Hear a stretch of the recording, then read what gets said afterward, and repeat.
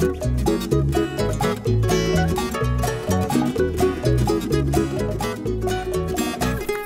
everybody, you're listening to the Hisessions Hawaii podcast where we talk about everything local and beyond. I'm John Yamasato, your host, and joining me today is Mr. Kyle Shimabukuro. How's it? And Devon Nekoba. Oops, sorry, hi. Before we begin, let me remind our listeners, we just lost people, all the ways they can stay in touch with the show. I think we gained people, actually. Facebook, Instagram, and Twitter, you can find us. You can go to Hisessions, at Hisessions on Instagram. Of course, you can listen on SoundCloud, YouTube, and Apple Podcasts. Of course, if you'd like to stay in touch with the show, you can email us at hisessions@yahoo.com. There's the Patreon stuff. The reason why we're shooting out here today is because in our normal studio... We got Hiko'd. We got Hiko. Hiko wrote us a letter and said, hey, we're going to be shutting off your power on Wednesday, which is when we're shooting this thing. So we're back here with Kyle. Also because we have God's air conditioning, because otherwise we'd just be sitting there in the dark. Yeah, in the heat. I don't know. Yeah, at first I was like, oh, we can still do it in the studio, you know, and Kyle's like, but the air conditioner not going to work. Hot. I'm like, oh, yeah, that's right. We don't like think about those things. Yeah. But we're back at the COVID studio. Yeah. Yeah. When we was all outdoors. Party Manor. Yeah. Party Manor, that's exactly. right. That's right. I'd like to thank Kupukupu Landscaping, Landscape Architects. You can call Kevin Yokomura, 808-722-8685 for a free estimate, or go to kupukupulandscaping.com.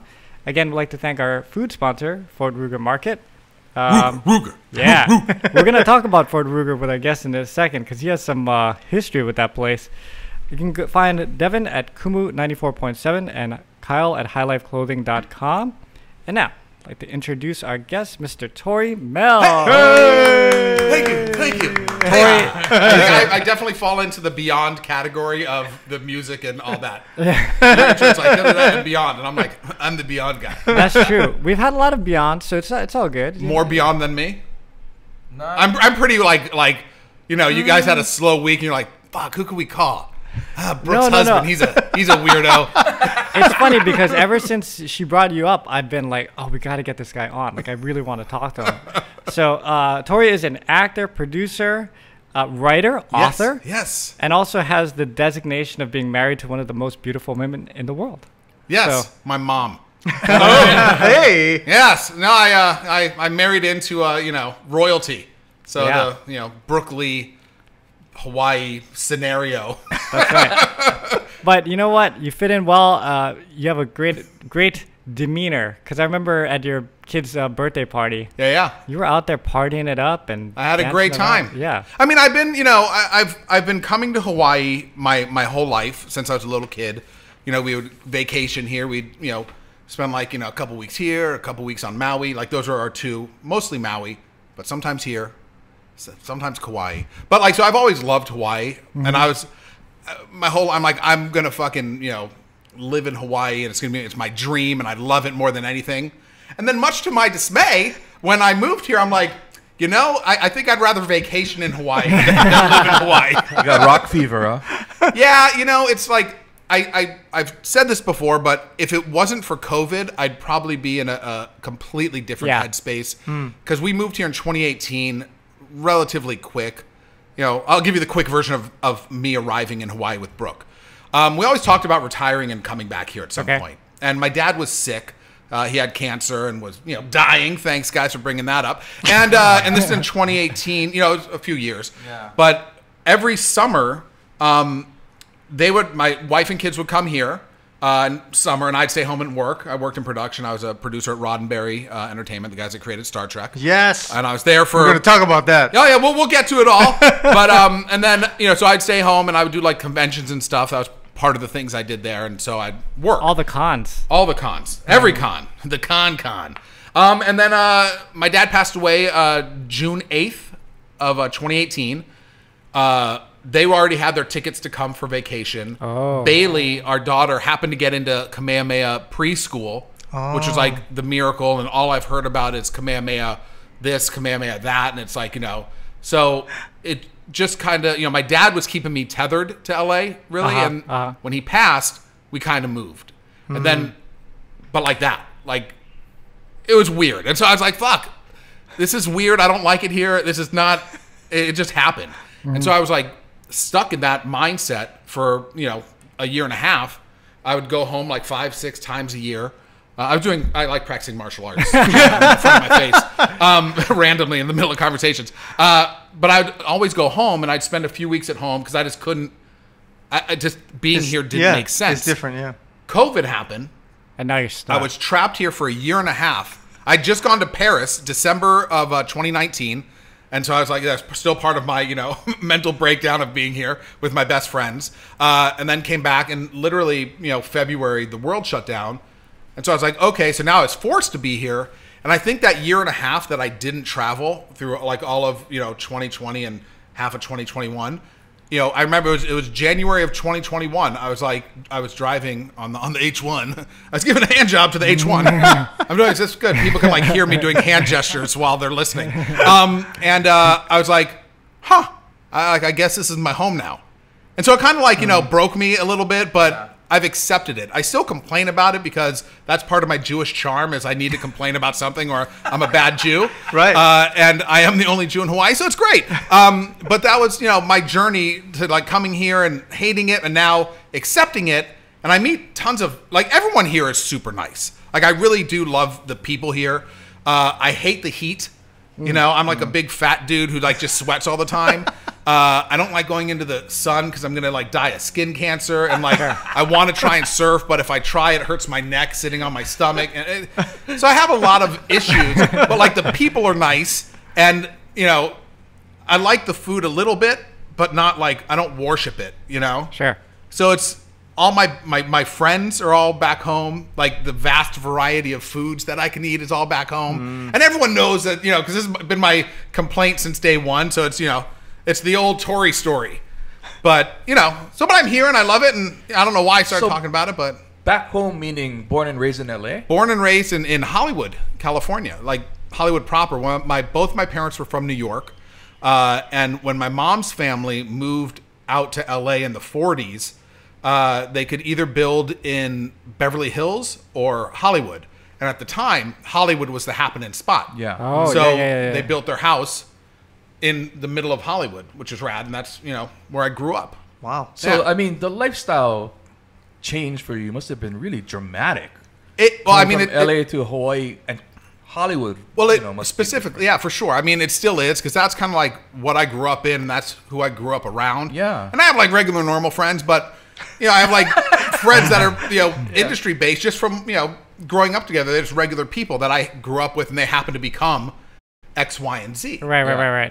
So it's like everybody here knows a professional surfer. 100%. It's the same, or a professional musician. That's like, like everyone's, cousins with brother is or something, I don't know. Yeah. But like when we first moved here, I got hired to shoot something, an interview piece for someone, and I didn't have anything here. So I was like, okay, well, they shoot movies here, so they must have like a studio expendable store where I could just buy a bunch of shit. It doesn't exist. And so I'm like, all right, well, I'll go to Best Buy. And Best Buy didn't have what I needed, whereas I know back home they would. But, if they didn't have it at Best Buy at home, they'd have expendable stores. But I would, I'm like, okay, well, when's XYZ coming in? And they're like, on the next shipment. And I'm like, when's the next shipment? They're like, we don't know. Yeah. And so I'm like, oh, so that's kind of a problem. And then no one here is like really in a hurry to do stuff.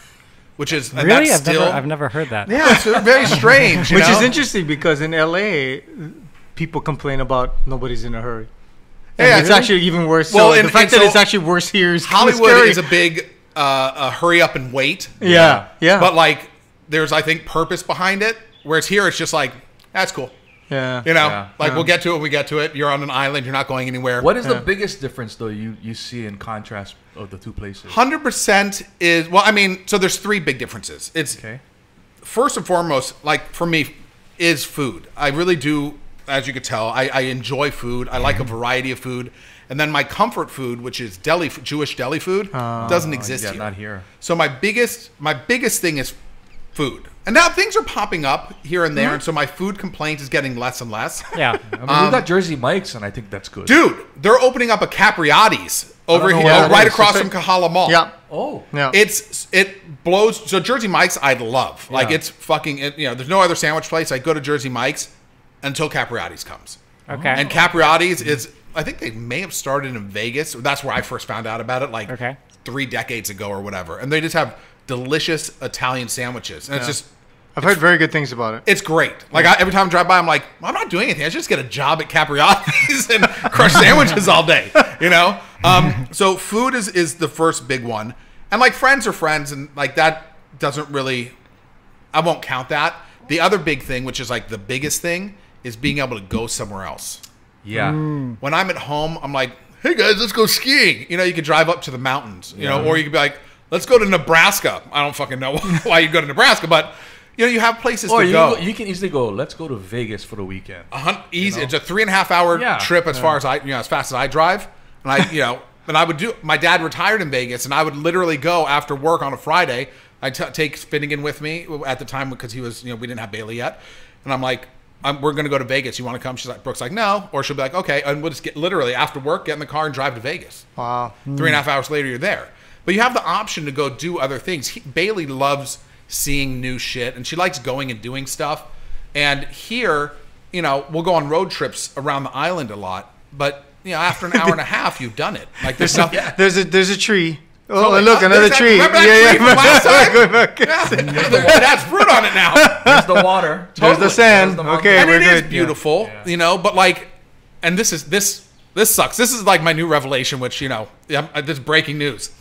The Oahu's like a third world country, like the way it fucking looks compared to Kauai.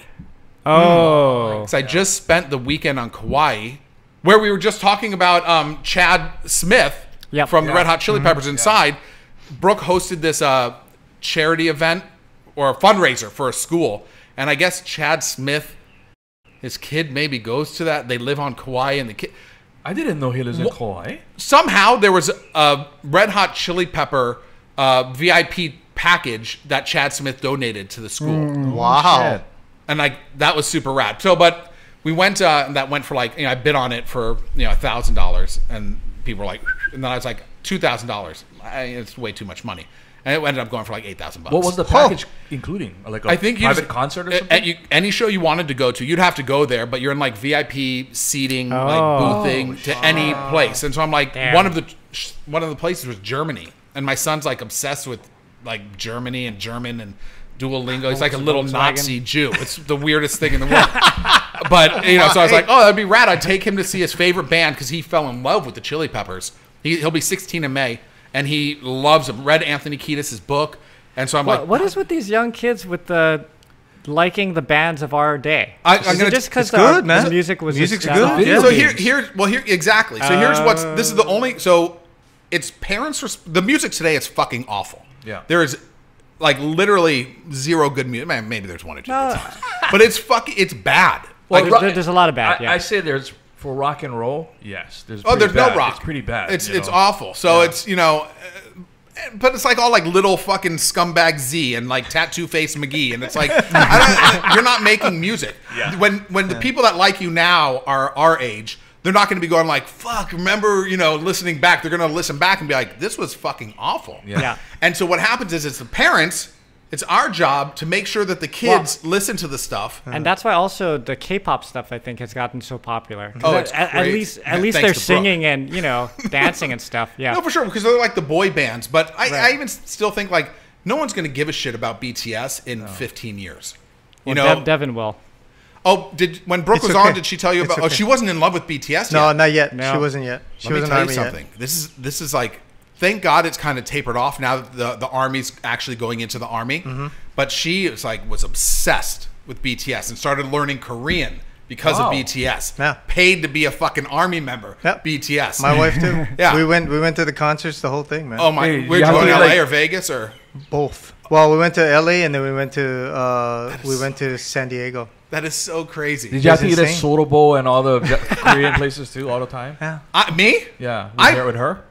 So I never really ate Korean food until I met her. And so this is weird. This is how I either ignorant or not racist I am. Is growing up I had black friends, Asian friends, Mexican friends, like whatever. But one of my best friends, this dude Simon Shin, who's Korean, and his parents owned Korean restaurants. I never ate at their restaurants or anything, but I never thought about Korean food. He was just like, my friend. I didn't think there was... Whose parents owned the restaurant. Totally, but I didn't think anything ethnic. Like, he was just a dude. Yeah. And it wasn't until Brooke where she's like, oh yeah, Simon's like full blown Korean and his family owns restaurants and shit like that. And I'm like, yeah, let's go eat Korean food. But she did like dim sum. I never really ate, like a little bit, but not really. Like I ate Chinese food. That was like, and sushi, I guess. But like anything Korean, Thai. That's true. I never really thought. I mean, even within the Asians, there's differences, but I never really thought like I'm gonna go. My friend's mom used to work for Yummies. Yeah. She made awesome food. Oh, so dude, like, oh, my mom's cooking. Like, okay. But you never thought of it as a cuisine. Yeah, I didn't think like I'm gonna eat Korean food tonight. I'm gonna eat whatever Ben's mom is cooking because it's freaking awesome. No lies. If they worked at Yummy, she probably just brought home the food from the restaurant. Here you go. Use the that's true. I know, right? Just bring home whatever the special. So, but that was so the traveling. That's the like really the one that hurts. A reminder the most. table. Oh shit! You said don't bang on it. Everyone does it. I know. So it's okay. You need a sub table here that I could hand on. But it's especially for Bailey because Finnegan, we moved here when he was 11, so he had a whole life in LA. Bailey was only 4 years old. Yeah. So every year for Halloween we'd go to Disney and we had like passes to get in for free, so I never had to pay, and we can go to Finnegan went to grade school right across the street from Universal. Wow. So we just got a season pass, and like if we were bored one day after school, we just pop on over and hang out there for a little bit. You know what I'm saying? And like you miss that stuff here. And then the thing that bums me out about here is that because it's such a small place, when there is events happening like the Punahou Carnival or the 50th State Fair or something, the entire island goes there. There's nothing. Yeah. Whereas you can have that in a big city, and some people are going to go, but most of them won't. There'll be a lot of people, but it won't be choked with fucking humans. Well, and you have a space. Choked with humans. So, but here it's such a bum out because I'm like, I want to do that stuff, but I hate people and I hate crowds. And now that COVID was a thing, I'm still like, fuck. Now everyone's giving me COVID.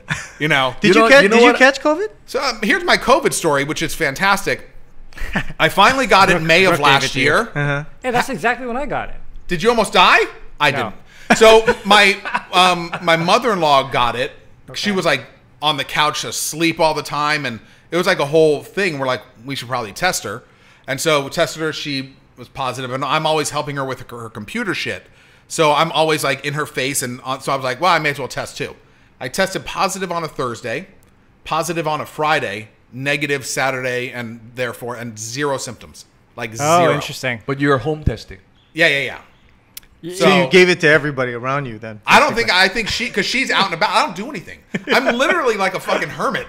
Like you guys invited me on. I'm like, I get to go somewhere. This is amazing. Are you like semi-retired then? Is that? Yeah, I mean, I'm like, we've kind of switched roles, So I still, I'm more creative now. Like I take care of the kids. I'm a stay-at-home dad. That's like my job.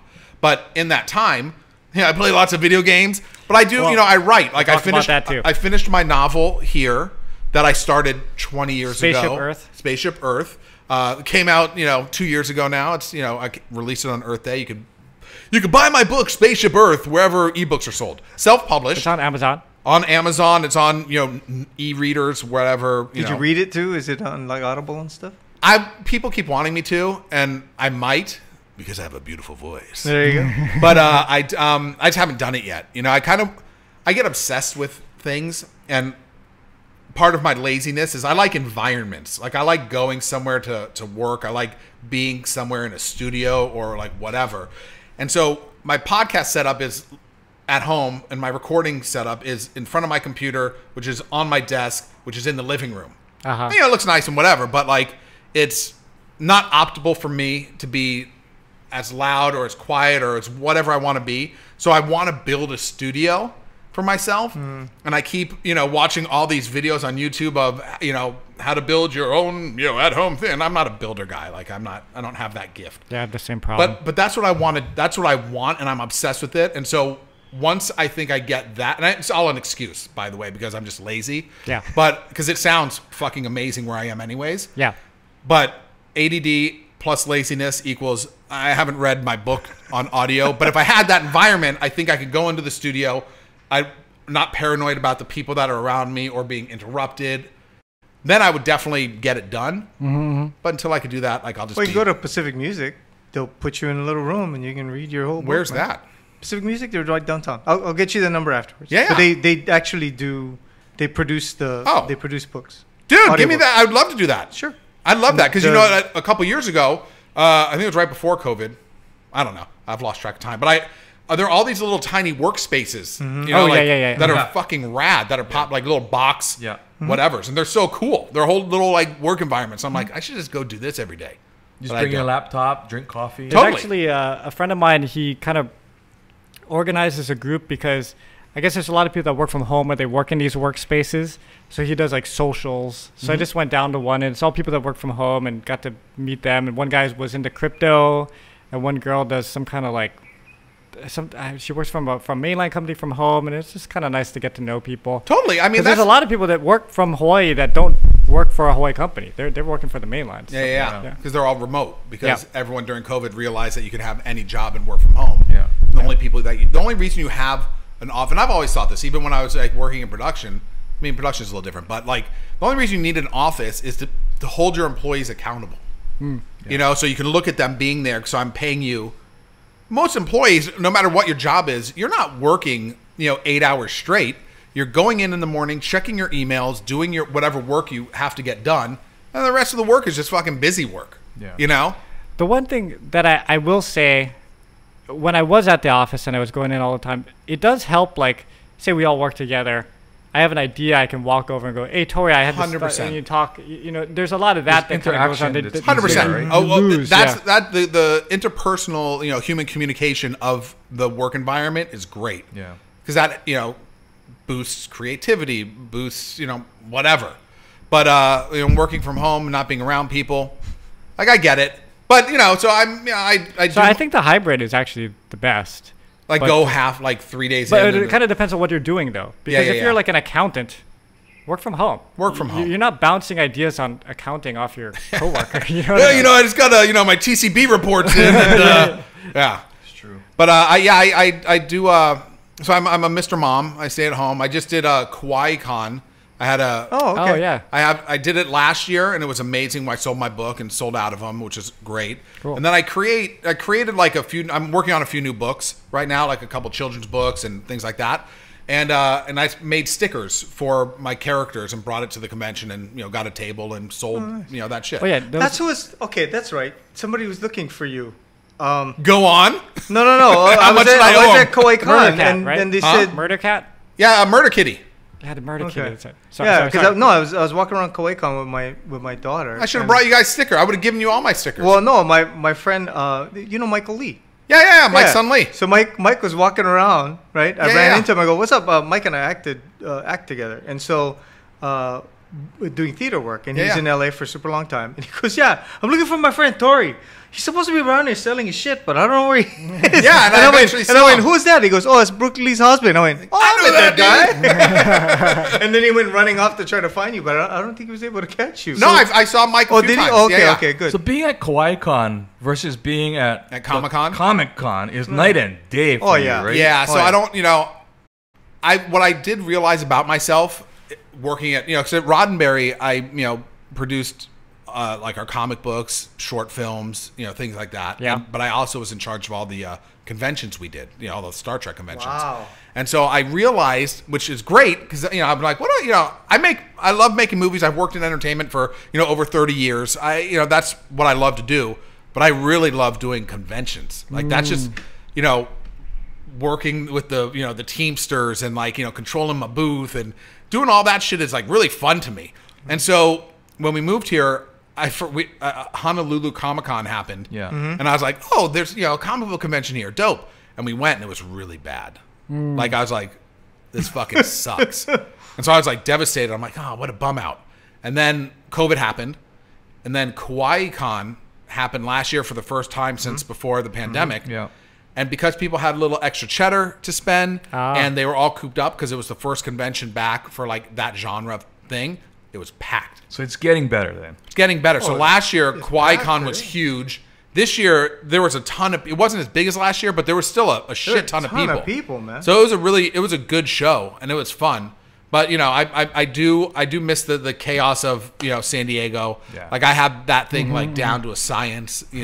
And my Las Vegas convention, which is the big Star Trek one. That's fun. I drive in the big cube truck to from LA to Vegas with all the merch and. Yeah, I miss those days too. I used to go to all the ASRs in the 90s. The best, right? San Diego Convention Center. so crazy. It's crazy. Yeah. It's just fun, you know. And then I'm like, you know, the Hyatt became my hotel of choice, so I have like 14 trillion points at Hyatt. You know. I became a point guy. I have to get into the Star Trek thing, which is going to make them nuts. But I'll make it inclusive. Are you going to make? Okay, so are you original Star Trek? Are you new? I actually dislike the original series. So you guys know that Star Trek's been around since the 60s. Yes. You know that there's like 1,000 different iterations of the show. Yes. And each generation of Star Trek, whether it's the original series or the next generation or Deep Space Nine or Voyager or Enterprise or the new stuff. Yeah. Picard. You know, Picard, which Brave is New World. Yeah. So I've just been hearing the greatest things about that.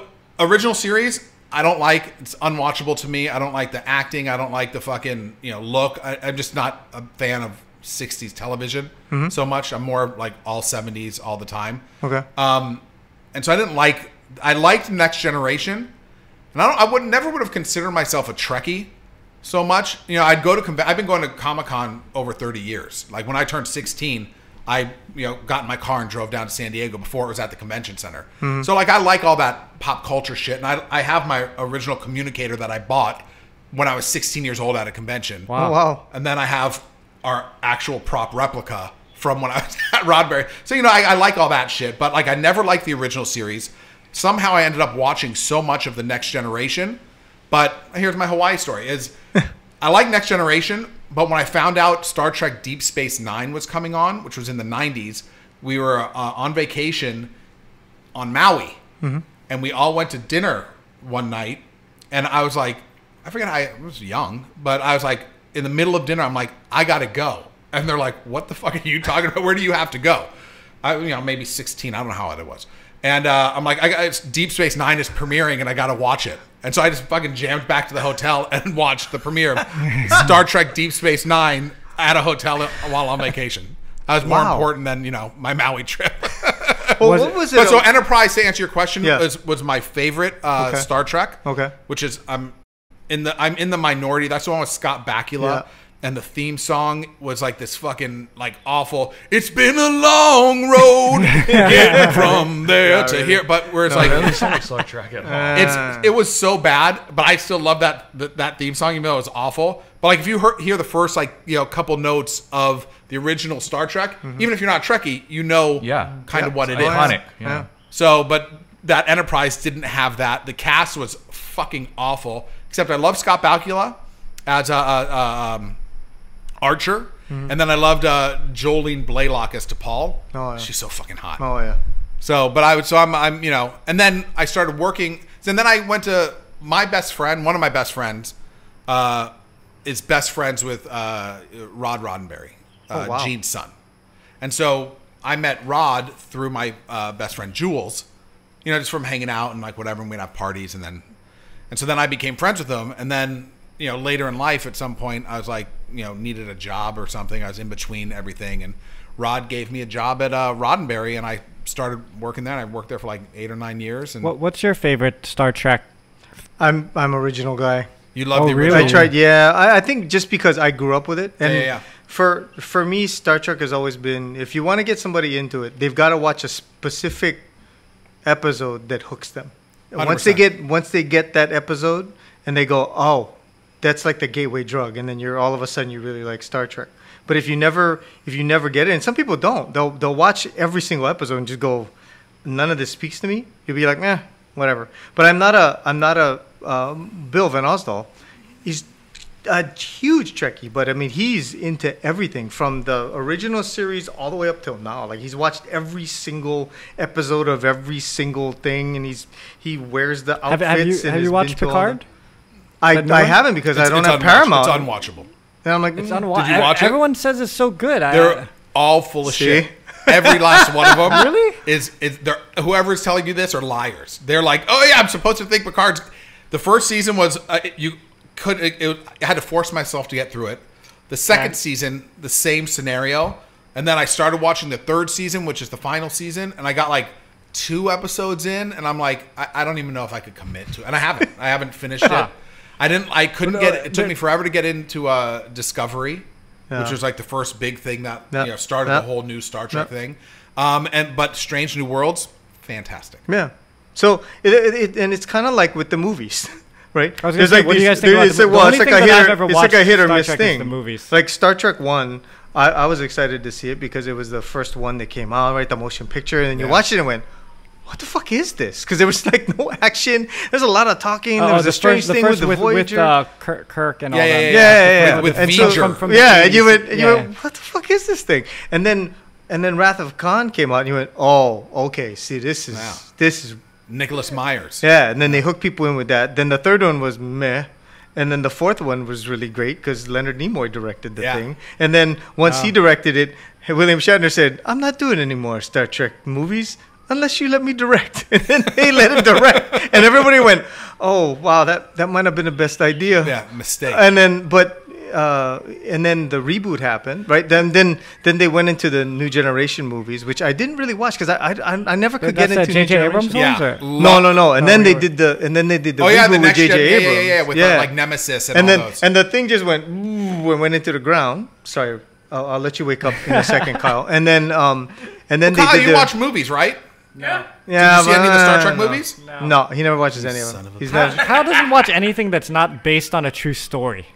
Really? That's why he didn't like The Lord of the Rings. What's with the walking trees? I don't understand. How come we get the walking trees there? Go back to them. Come back. They're still walking. For the rest of this podcast, Kyle really doesn't need to be here. Well, you know what's interesting, though, is that your aesthetic in life, seeing your fucking party palace for the first time. Yeah. I would think that you actually would, like, get down with all of that stuff. Like, you seem like you should be a movie guy. I mean, I saw Star Wars in '77. Yeah. I didn't and that was the last movie you saw in the theater. Pretty much. You didn't see the John Wick movies? I like John Wick. See what I'm saying? That's a great. Maybe we put John Wick series. in space, and you get Kyle Reward. That could be happening because they're gonna they keep doing these movies with It's John so Wick. good. So I actually haven't seen the new one. But anyway, sorry. Finish but then when they did the reboot, actually, I'm gonna the get my reboot drink. got me. Yeah, go. The reboot got me back into the movie. So in 2009, Finnegan was 2 years old, my son, and the very first movie he saw in a theater was 2009 Star Trek, because we had a premiere, a special screening of it off of the coast of Southern California. It's a little island called Catalina. Oh, yeah. It's like an hour and a half boat ride. Yeah. And they have this really beautiful, like, old theater called the Avalon, and it's fucking rad. And we had a like special event screening at the Avalon, and I brought Finnegan, and he's a little guy, but that was and Nichelle Nichols sat right behind us. Oh, you're kidding me. Yeah. So I mean, working for Roddenberry for all that time, one of the things that's been interesting that's come out recently about Roddenberry is people who worked for him sort of did the thing that they did with the founding fathers of Hamilton, right? So when Hamilton first came out, gave everybody all this interest, and they all wanted to know all about the fathers and the historical and all that stuff, right? But then you find out, wait, Jefferson owned slaves. He didn't just own slaves. He owned like 200 slaves. And people go, wait, George Washington, wait, what the fuck's going on with this? And then the same thing sort of happened with Roddenberry, because as the iterations of Star Trek went on, and as we've become this woke society, or people are more aware of these things, they go, wait a second. So when he started Star Trek, how come every woman in that place was really fine but green, and Kirk got to oof all of them, and everybody got to wear all of them had to wear really short skirts, including Roddenberry's wife, right? Totally. And so you get all like, whoa, that's interesting. And so the thing being, Roddenberry is more. People have been able to sort of separate the man from the myth, right? That Roddenberry could be both this guy who was visionary and thought of all these amazing things that everybody could get together and get along. Love to fill fucking hot ladies. Exactly. And it's interesting. And as which was done by every other TV show and production. Yeah, but what's weird is that the Gene Roddenberry created, and this is why Star Trek is alive today, and the reason why it's changed people's lives, and the reason why Star Trek is like made people become physicists and astronauts and fucking the crazy, and that Star Wars never did this stuff, because Gene created a world that is what humanity should strive to become. And it spoke to so many people. And if you can get rid of all the bullshit that, which is like all this woke stuff, but like all the wars and the hates and the, our society, humanity as a whole, would become the fucking best place in the universe. Now, you know? And Gene created that world, and it just spoke to people, and it inspired people. And you had a fucking black chick who was like, you know, the first, you know, lieutenant of whatever in space. He had an Asian dude who was like the fucking pilot of the ship. And like none of this was on TV then. And Gene's like, you know, there's, he's like, how do I make a political statement, but guise it as a you know, a science fiction show? No, this guy Gene, who created Star Wars, Star Trek. Star Trek. What I was You gonna son say, of a bitch. What I was going to say is Star Wars. Here we go. Yeah. Is it equivalent to George Lucas, or is it No. beyond? No, so Star Trek was a science fiction show about, you know, things that mattered, Okay. disguised as science fiction. Okay. Star Wars is just pure space opera It's insanity. popcorn. It's popcorn Yeah. stuff. It's like you're watching like, you know, lasers in space, right? Yeah. It's People try to put deeper stuff into it, and it always sort of bounces off. And you go, oh, well, no, it's not really Star a Trek has Star Trek has Trek is- meaning, and yeah. it sounds fucking corny as shit to say, but that Star Trek really was something that was created because Gene had something to say. Yeah. And studios didn't want to make stuff that had something to say. So when you say change lives, you know, guys became physicists, scientists. Well, you and think stuff about like the that. communicator, right? Yeah. Yeah. Some kid It's was in probably, your pocket right now. Yeah, exactly. Yeah. I mean, it's this stuff like. I actually have a Bluetooth communicator that pairs with my phone. That like when the Oh, phone wow, rings, I can neat. like, Oh, man, he's Devon's like, gonna be- and I fucking flip it open. Devon's gonna come to your house tonight to look at it. I have it here. I should have brought it. Ooh. Next time I come on, I'll bring it to you. Okay, sounds You good. can check it out. Sounds good. Awesome. But yeah, you know, so Star Trek, you know, it's the fans are fascinating. Yeah. You know, they're all super nice, very interesting human beings. You know, all nice but super quirky. Yeah. You know, and like dealing with them, and you know, but you become friends with these people. So the guy that has a Jedi logo tattooed on his shoulder is different from the guy that has the triangle.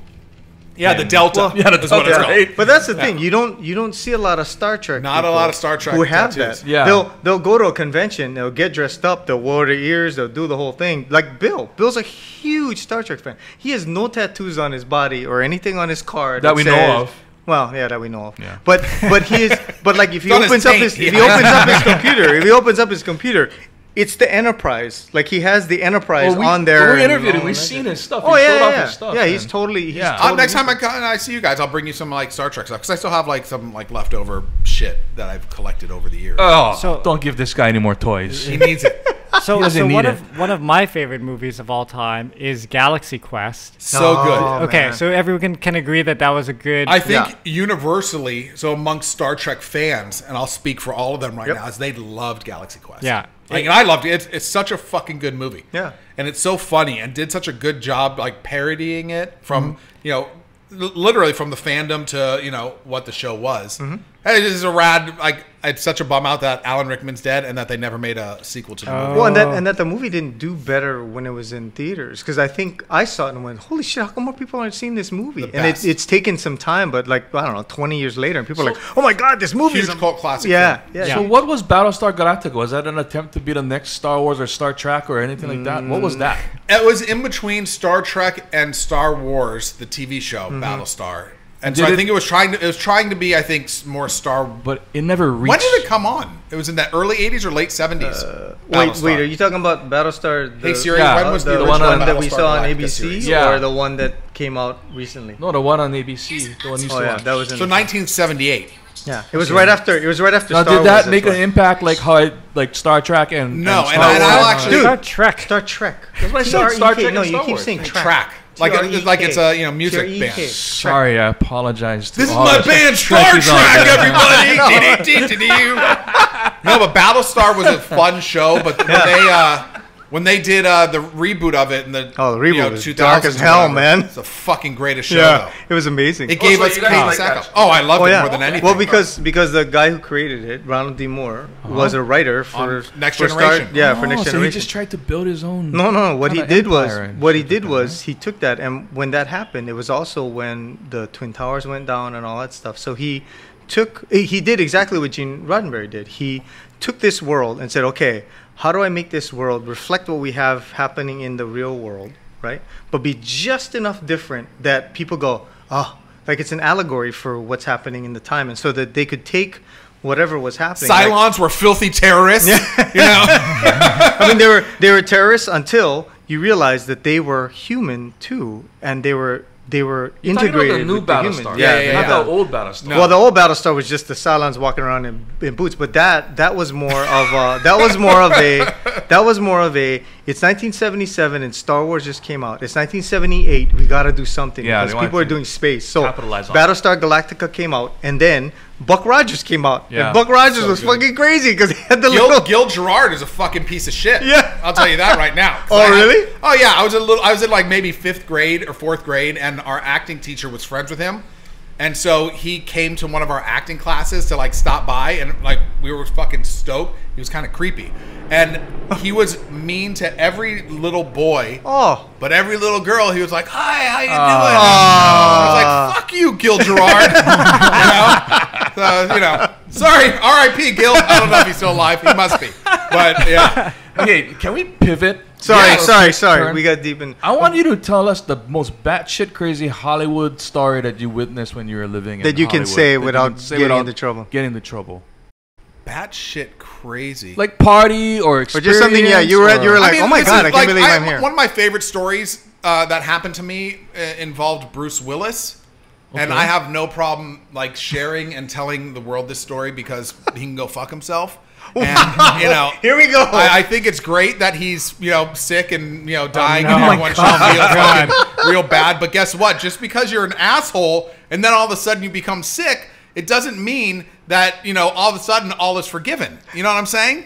Like I feel Made sorry some you're good dying, movies. bro. But It's gonna be a good like, story, You're man. an asshole. All right. I tried to date him and he said no. So I was working on a movie called Live Free Die Hard. Oh yeah. Yeah. Which was the 5th Die Hard movie after that. Not a Sam good Die Jackson Hard one. movie. Yeah. No, it wasn't at all. But I was stoked because I was just a PA, and I love That's production assistant, Yeah, and I was a production assistant for like 13 years. Wow.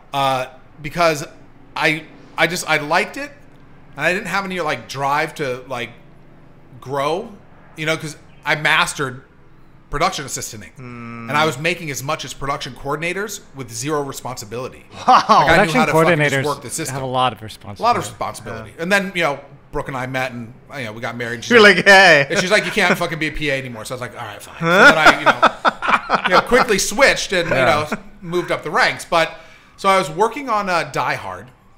Live Free or Die Hard. And I'm like, so fucking happy. Because, like, Bruce Willis is a hero. Yeah. Right? Everything. I love Moonlighting. Yep. I love all the Die Hards. Like, he's Bruce Willis. So, Sixth Sense. yeah, Sixth Sense. I didn't care for that movie. Like, it was good, but like, have you rewatched it? Yeah. I thought it still was still holds up. I don't know. He hasn't watched it in a while. I know. I had my daughter watch it. Did she like it? That was okay. I mean, I'm sure it was fine, but I loved Unbreakable. It's like Oh, one of yeah, my yeah, favorite yeah, movies yeah, of all yeah. time. Yeah. Okay. So, Anyway, so Bruce Willis. So I want this is a dumb one, but one of the things he needed in the office, if he when he would come to the production office, was he needed double shot espressos, cases of them in the refrigerator at all times, right? And I was the PA that I always had to stock the a production assistant in the office is doing everything from doing all the craft servicing. So I'm getting all the food all the time. You're making all the copies of shit. You're printing sides. You're filing insurance. You're doing all this bullshit work, right? That helps the production get made. So my job was always to get these fucking things and make sure they were in the fridge. He never came to the office to get them, but I'd always have to get them, and other people would drink them. And then they were like, you need to get more just in case. And that was annoying, right? So I'm like, okay, well, whatever. I get it. Like, cool, he's the guy. He might want stuff.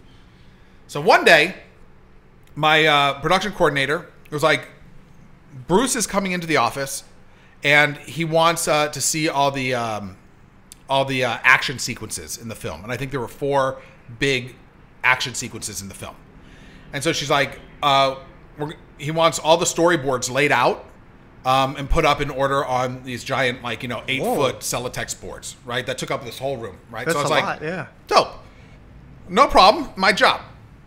I go in. Takes me all day to do it. They're all perfectly organized. They're labeled on top of which sequence is what. And it's, it looks great. Like, I fucking did a great job because I'm awesome. Bruce Willis comes in, and I meet him. So it's me, my coordinator, Bruce Willis, and his like right-hand man who became his like a producing partner or co-producer. His name's Stephen Eads. Nicest fucking guy in the world, the Stephen Eads. Bruce comes in, and I'm like, keep it together, bro. This is fucking Bruce Willis. Mind you, I've met tons of famous people in my life, and I've never been starstruck before, except for when I met Robin Williams when I was younger, because he was a hero, and I was like, what do I do? Sure. I'll tell you that story later. But so Bruce comes in, he's like, hey, he goes, how you doing? I'm Bruce. And he's like, what's your name? I'm like, oh, Tory, nice to meet you. He's like, oh, hey, Tory. What am I looking at? I'm like, cool. So I go, here's the Harrier jet sequence, and here's this sequence, and then they're, in order, so you could follow, board 1, 2, 3, 4, 5, 6, 7, 9, 10, and it's each laid across an 8-foot wide board, right? Mm-hmm. And then, it's like they're 4 rows deep, right? So it goes from top to bottom, totally fine. And he's like, So, but what's the order of it? And I'm like, well, I go, it's in order, right? Here's the first one and the second one. He's like, he goes, do you have like a you know what a Sharpie is? And I'm like, what? And he's like, a Sharpie. And I look at my coordinator, her name's Nancy, and I'm like, yeah, I know what a Sharpie is. Like, well, I just need you to make a line, showing me which direction everything is. And I'm like, oh, but I'm like, but it's already in order. And he's like, yeah, but just so I can, and then these boards down here, and he's pointing to the bottom ones, were literally like by his waist. He kind of haunches down, and I'll stand up. So he goes, so when I'm looking at the boards, I don't want to have to be like this. Oh my God. And I was like, and I look at Nancy, and she's like, I'm like, okay. He's like, so can you just raise them all up like 6 or 8 inches? I was like, that's gonna take hours. I'm like, okay. Like, what am I going to say? No. Yeah. So I was like, cool. He's like, all right, great. Thanks, man. Oh, no. I fucked up the story. He comes in just right away, hot off the, like, Sharpie, blah, blah. And then he goes, oh, thanks, man. And then he goes, oh, what's your name? And I go, I'm Tory. He goes, I'm Bruce. And then he just leaves.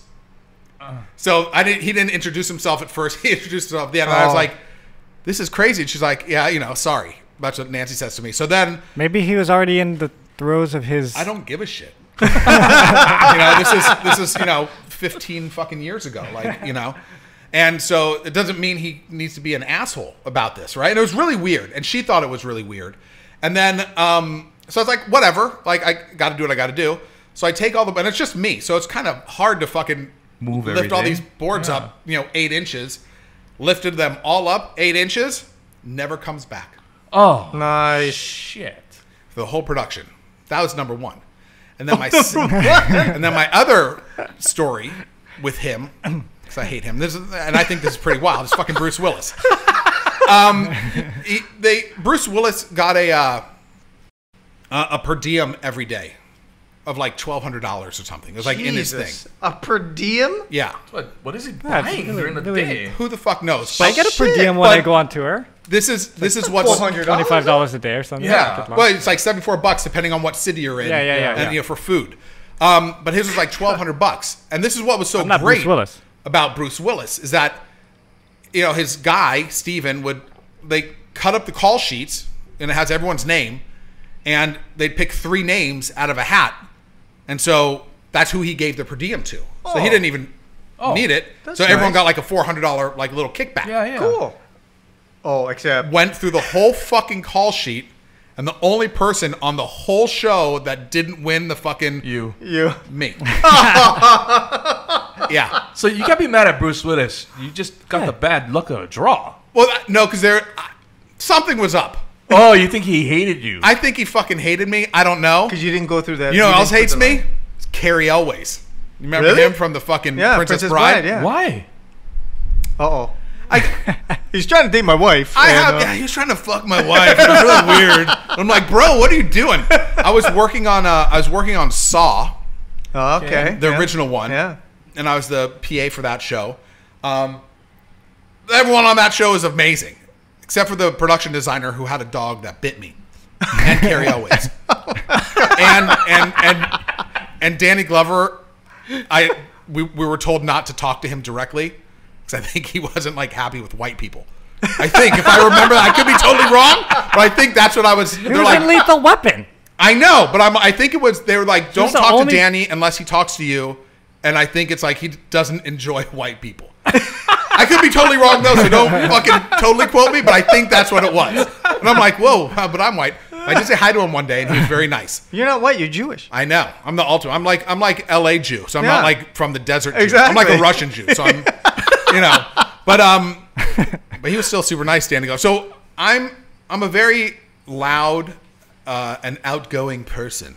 Really? I know, isn't that weird? It's amazing. I'm so shy and adorable.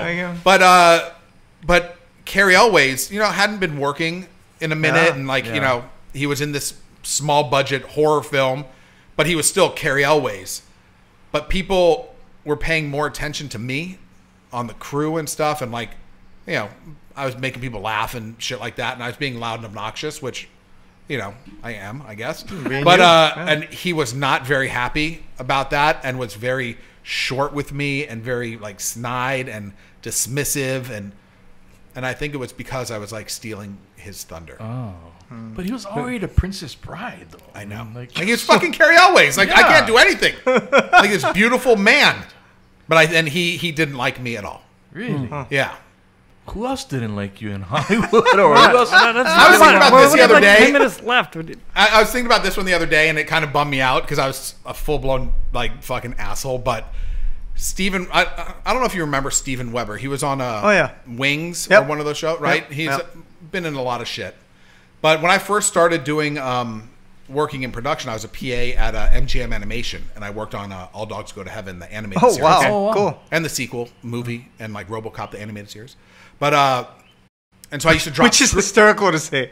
I worked on RoboCop, this super hyper violent movie where it's people blew up MGM. and got hit by a car. I worked on the cartoon. It's weird. They did do that a lot because they made a Toxic Avenger cartoon too. Oh, I remember the Toxic Avenger cartoon. And you go, wait, Toxie. What's happening, Toxie? Yeah. Sorry. No. Anyway, And so I used to drop scripts off at all these people's houses. I was just talking about this the other day. It was I was a PA that had my first car was a DeLorean.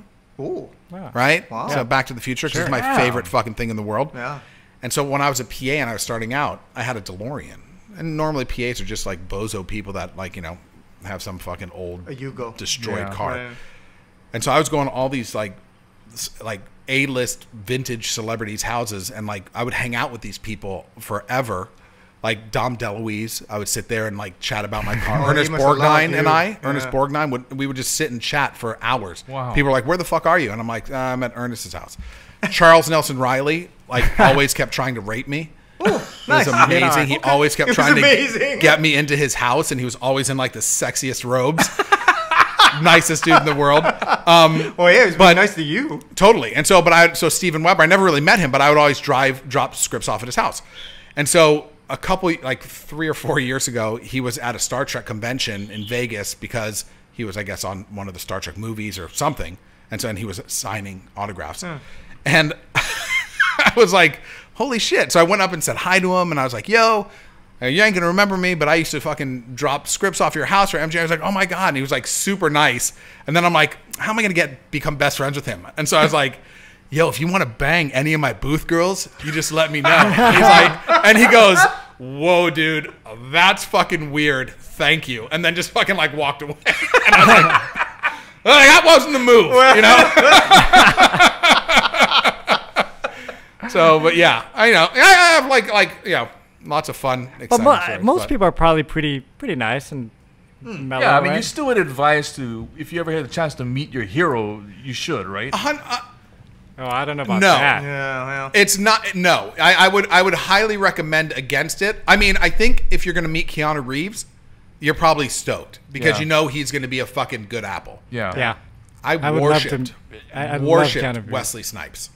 I'm like, this dude is the fucking greatest guy alive. Yeah. And this was New Jack City, White Men Can't Jump. And I'm like, Major League and all Major that, League. yeah. I had his jersey. I had an Blade. Indians jersey that says Hayes on the back. Willie Mays nice. Hayes. I had it made and everything. loved Wesley Snipes. And then I'm at the fucking MTV Video Awards. Yeah. VIP backstage, because I am who I am. Woo! And I see Wesley Snipes standing at a tabletop, like a round tabletop with a beer. No one around him, right? He's just like chilling. And I'm like, oh shit. And I'm young. I was like maybe I was like 16. I don't know how old I was. But I was young, got there, so I must have driven. Whatever. I was like stoked to fucking see Wesley. I'm like, I'm going to go introduce myself to Wesley Snipes. This is amazing. And so I walk up to him, and he has his beer. And I'm like, sorry to bother you, Mr. Snipes. That's why my name's Tory. I'm a huge fan. I fucking love you. Whatever. I was very nice, very polite. He just looks at me and takes his beer, starts drinking it, and just goes, fucking grunts at me. And I'm like, well, I guess go fuck yourself. And then I fucking left. Oh, man. Yeah. And that was, so I think there's definitely people that are great to meet.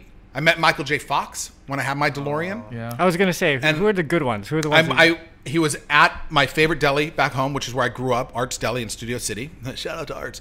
And he was eating, and I had my DeLorean. It was parked right out front. And I was like, I'm going to go fucking say hi to him. And this is the difference between pieces of shit and nice people. He was eating, and I was like, so sorry to bother you, Mr. Fox. Can I get an autograph? Whatever I fucking said. He's like, I'm eating. When I'm done, I'd love to. I'm like, right answer. Awesome. I'm like, you're the greatest. Went to my booth and was like eating and hanging out and kind of like wasn't even thinking about it anymore because I got to talk to Michael J. Fox. And he came up to my fucking table and he's like, what up? And I was like, holy shit. I go, I love you. You're the best. I fucking have, drive a DeLorean because of you. And it's outside. You want to check it out? He's like, yeah. I went outside with Michael J. Fox. We talked about my DeLorean. He signed the license plate for my DeLorean. Oh, nice. And he hated driving DeLoreans. But nicest fucking dude No in the picture world. with him next to your car, though. No, because I didn't have like cell phones like that to that shit. Super nice. The first celebrity my son ever met was Super Dave Osborne. Oh, yeah. R.I.P. because he was the fucking rest in funniest. peace, man. Einstein, Bob Einstein, I think was his name. But he was the nicest dude in the world. I mean, there's like a lot of them are fucking celebrities are normal people, right? And they have good days, bad days, whatever. But like people like Bruce Willis, he was a dick. There are stories about Bruce Willis being a dick before he was famous, and then when he got famous, it just enabled him to be a dick. Yeah. You know what I'm saying? So but people are who they are. Not everyone's nice. They just happen to choose a profession where you like what they do, so you want them to be that person. Yeah. And they're not. So you can't fault them for that. But like I would never have been friends with Bruce Willis because he was a piece of shit prior to, and I kind of like to surround myself with nicer people. Yeah. So you can surround yourself with us. well, you guys are sweethearts. Like this is the best. I would never grunt and drink my beer at you. No, because you'd share it with me. You would never drink beer. I wouldn't be drinking beer to begin with. But I'm not. Are you not a drinker? I'm just not a drinker. I'm not a drinker either. Yeah. I do not drink. That's a little fun fact about me. Oh, nice. That must have been tough in Hollywood, not being able to party, though. It wasn't that so. Dude, do you think he needs beer to party? Yeah, I don't. know. Well, here's He what brings the this party. is what made it easy for me. One, when I was 16, I made a bet with one of my best friends. He thought that I would drink before I was 30, and I'm like, I'll never drink before I'm 30, and I love gambling. So it was very simple for me once we made the bet, and it was for like 30 grand. Which, we were kids at the time, so no one had a pot to piss in. Damn. But he became a successful fucking actor guy and, had plenty of money. But I didn't drink between 16 and 30. And on my 30th birthday, I was like, and I would feel bad. Like if I went to a party or something and someone spilled beer on me, I'd freak out and leave and go wash myself off because I'm like, beer's going to get in my pores and I'm going to fucking, become an alcoholic. But which is ridiculous. But so then I, on my 30th birthday, I was like, I'm going to get drunk on my 30th birthday. And so the only time I really ever like drank was on my 30th birthday. We went to fucking dinner, a bunch of my friends, and every drink that they bought, I had to drink, right? So I had like 18 drinks that night. Oh my God. And you stopped drinking You after even that, remember too. the night? I remember everything. Crystal really? clear. Yeah. Wow. And the drinks, none of them tasted good, no matter what I got. Mm-hmm. The Guinness, I had a beer, and that was like okay, but the taste of alcohol was fucking gross to me. I don't like it either. I threw up a little bit the next morning, but then I was sick for like a month and a half afterwards. I remember like it was like drawn out. You had alcohol poisoning, man. Yeah, like I was fucked up. And then after like a few weeks later or whatever, I was like, let me try a Corona with like a lime because that looks good, like an icy cold, you know. And so we were at a movie theater and I got it and I took one sip and I started like gagging and I'm like, I'm gonna throw up if I drink this. And ever since then, every time I've tried drinking, it's like here's what I could drink if I ever needed to drink. Like, 'cause the idea of drinking wine with like a good steak or food, that sounds so good to me. Or drinking a cold beer with like a fucking burger or like. The idea of that is so awesome to me. I just don't like the taste of alcohol. Me too. So the alcohol I can drink is if I have a cup of Coke, a cola, with like a little bit of Malibu rum, like such a little bit amount. Rum and Coke is good. Then I could, a rum and Coke I could drink. Yeah. And a Moscow Mule I could kind of. But there's and at that point, there's no point in really drinking because you're. That's what I'm saying. And then I'm paying like a premium price for a drink that I don't even really like. And it's going to take so many of these to even get me drunk. Like, what's the fucking point, you know? I'm cheap. I'm Jewish. What do you want from me? I agree. Yeah. Well, okay. We're coming back. We got to come back. I know. We need like the part 2. I didn't even get to get into my questions in. Why don't we do like, you want to do like 2 rapid fires? Yeah, it's a podcast. Who gives a shit? Yeah. Okay. I have to go because I got to go pick up my son. I got to pick up my daughter right now. Or Brooke's picking up Bailey. Finnegan gets out in 30 minutes. We'll come back. Why don't we do part 2? Let me get a couple John questions in. We'll just do last question. Okay. You're a sci-fi guy. Yes. What's your favorite sci-fi movie? So my favorite. We'll go around the table. All right, here we go. So I'll tell you my favorite science fiction TV show ever, because I have a giant tattoo of it on my back, is Stargate. SG-1. Stargate. You have a giant tattoo on your back of the Stargate. The Stargate on his back. Devin's gonna need to see that later. I'll show it to you right when we hit stop. I have like superhero tattoos on me, but Stargate's my favorite science fiction TV show. Growing up, Blade Runner was my favorite science fiction movie, but like Tron was one of my favorite science fiction movies. I mean, there's the Tory scale of justice is it's either my favorite or it fucking sucks. Netflix introduced it's okay to me. Like all those original Netflix films that are coming out with all the A-list actors, they're good enough to watch, but they're not like great films. You know what I'm saying? Yeah. What about you? I can't think of one. I guarantee if I saw it off the top of my head, the only thing that pops up in my head right now is The Thing by John Carpenter. Is the greatest fucking movie in the world, and let me tell you why. John Carpenter, I love him. Not only does he like compose all his films and write them and direct them, but The Thing is like the perfect fucking science fiction horror movie. The only reason I don't say Big Trouble in Little China is because I don't know if that would be considered a sci-fi movie. 100% sci-fi because you got all the guys with the fucking lightning and the. Then I would say that. Big Trouble in Little China. I went to an Asian premiere, like the Korean premiere of Speed Racer in K-Town with Brooke, and sitting right next to me, Mr. James Hong. Oh, nice. Fucking nicest dude in the world. He is. He really literally, is. fucking Lo Pan was sitting next to me. And I'm like, holy shit. The Thing is is one of my top 5, I think, favorite movies of all time. Okay. And even the remake that they did, which was a prequel, wasn't bad. Like, I hated it in the theater. I just rewatched it 2 weeks ago. I don't care for the CGI effects compared to the... Or like practical. But so like the font of your shirt reminds me of a Buckaroo Banzai. Oh, Buckaroo Which is one of my favorite films. Peter Weller. Also. Yep. Yeah. Who's also a good director. You worked with him. Yeah. On Magnum? Hawaii Five-0. Hawaii Five-0? Yeah. I heard he's a dick. Well, he wasn't a dick on that day. Okay. Because a lot of us were getting beat up. He was very specific in his direction. Because I love Peter Weller. Yeah. And we have a friend that's on Magnum. Yeah. And he would direct episodes. And I'm like, I want to go meet him.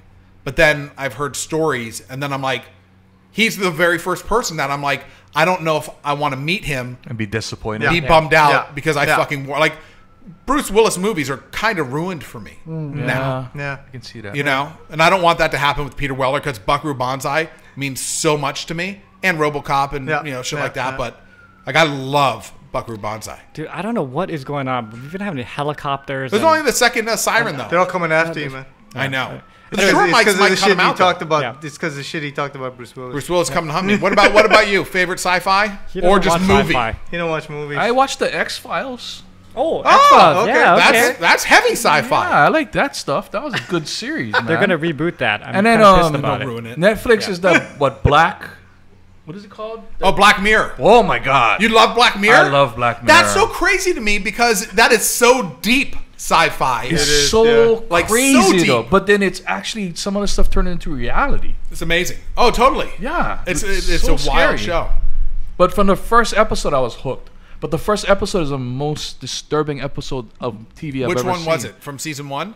Season 1, when the politician was put on camera with the pig. Oh yeah. Was it a politician? I think it was a politician. Oh my God, that was hooked wild. me. But at the same time, that was the most craziest stuff I ever saw. There's so much good science fiction out there. Really? Okay, Dev, go real quick before we gotta go. I don't even know because there's so many to choose from. Well, just say the first thing that pops in your head because I don't think The Thing would be my number one, but it's the first thing that pops. I got Galaxy Quest in my head just because it's funny. It's got this type of we talked about. It's great, but I think The Thing is where it's at. I mean, I could if I were like trapped on a fucking island in the middle of the ocean, and I had one movie, The Thing would be on that list. It's such a mind f. Totally. I was like, you gotta be fucking kidding me. Things come up. All right. Well, anyway, Tory, we would definitely have you back because we're just getting started in Movie Top. But thank you to all of our Patreons and everybody. Just to let you know, he's gonna be back. Don't worry. Hey, sorry in advance if I offended every single person out there. I'm really a nice fucking guy. Unless you're Bruce Willis. If you're Bruce Willis, go fuck yourself. Now, I did say though, if Wesley Snipes ever apologized to me, I would forgive him. There you go. Oh, okay. Bruce Willis, it can't. it's too Wesley, if you're listening, you still have a chance. You still got a chance with me, buddy. Yeah. Okay, just real quick before we sign off, if you happen to be in Japan and watching this, I'll be at Thumbs Up on May 1st and the Cotton Club on May 2nd. We're going to take a couple weeks off because I'll be in Japan, obviously, touring, and we'll come back mid-May. Oh, and how can you watch your podcast? Yeah, so I started doing my own podcast, which doesn't have the commitment of the sessions here, but it's Whatever the Podcast Show with Tory Mell. And wherever podcasts are, Apple Podcasts, Stitcher, like blah, blah, blah, just type in Whatever the Podcast Show with Tory I'm going to Mell. subscribe after this because I want to go on the podcast so we can talk more about sci-fi. Done. I'll have you on. Hell yeah. I'm there. Perfect. There you go. We're going to stay here at your house and keep recording. Bring your toys. Okay, see you guys. Thank you, guys. Thank you. Bye.